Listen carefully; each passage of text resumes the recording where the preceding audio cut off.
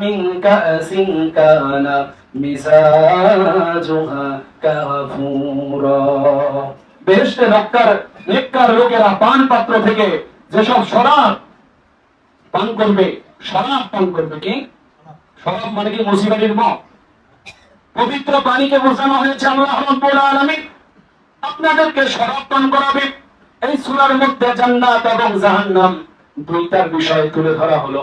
মানুষ কিভাবে নেক কাজ করলে জান্নাতে যাবে, আবার ওই মানুষটা বদ কাজ করলে কিভাবে জাহান্নামে যাবে, এই বিষয়টা আল্লাহ রাব্বুল আলামিন তুলে ধরেছেন। আইনাই ইয়াশরাবু বিহা ইবাদুল্লাহি ইউফাজ্জিরুনাহা তাফজিরা। এটি হবে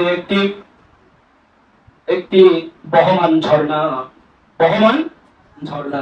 আল্লাহর বান্দা যার পানির সাথে শরাব মিশিয়ে দেবে, আল্লাহর বান্দারা পানির সাথে শরাব মিশিয়ে পান করবে, সেখানে ইচ্ছাকৃত হবে সহজেই সবাই শাখা প্রশাখা বের হবে, নদীর শাখা প্রশাখা বের হতে থাকবে।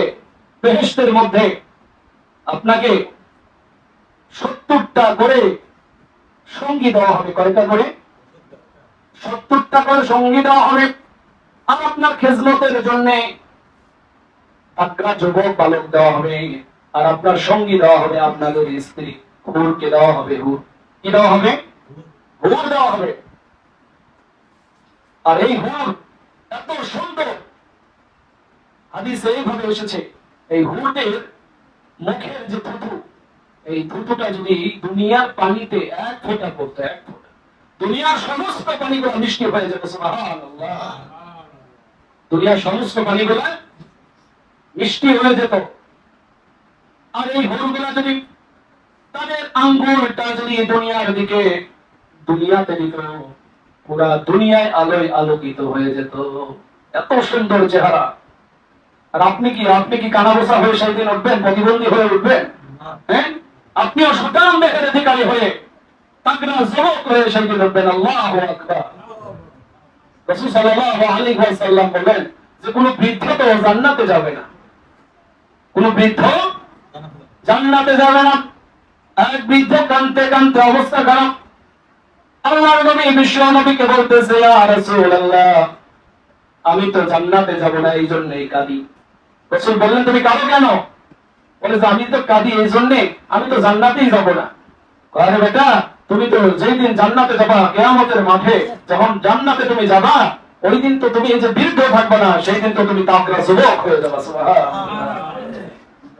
বলে না, কালো মানুষ জান্নাতে যাবে না, সেই দিন তো সবাই সুন্দর থাকবে। খাটো মানুষ জান্নাতে যাবে না, সেই দিন তো সবাই লম্বা থাকবে। সুবহানাল্লাহ। সম্মানিত হাজিরিন, আল্লাহ রাব্বুল আলামিন এই সূরা দাওয়ারের মধ্যে সমস্ত কিছুকে তুলে ধরলেন। وَيُطْعِمُونَ الطَّعَامَ عَلَى حُبِّهِ مِسْكِينًا وَأَسِيرًا। আর আল্লাহর মহব্বতে মিসকিন, ইয়াতীম এবং বান্দীকে খাবার দান করো। কি দান করো? আল্লাহর মহব্বতে, আল্লাহর রহমতে আল্লাহ মিসকিন, ইয়াতীম এদেরকে খাবার দান করো। কাদেরকে বলছেন? আমাদেরকে। কাদেরকে? জোরে বলেন না। বর্তমান সময়ে মানুষ কি মিসকিন এতিমদের খাবার দিতে চায়? ও পারলে মিসকিন এতিমদের খাবার সব ও নিজে খায়, তাই না? জান্নাতে যাওয়ার আরেকটা শর্ত, যতগুলো শর্ত দিয়েছেন এখানে আরেকটা শর্ত হলো মিসকিন এবং ইয়াতীমদেরকে খাবার দিতে হবে। মিসকিন এবং ইয়াতীমদেরকে খাবার দিতে হবে। যে ব্যক্তি মানুষের উপর রহম করে না, আল্লাহ তাআলা তার প্রতি রহম করে না। তাহলে মানুষের প্রতি রহম করা লাগবে না? আপনি বলেন না।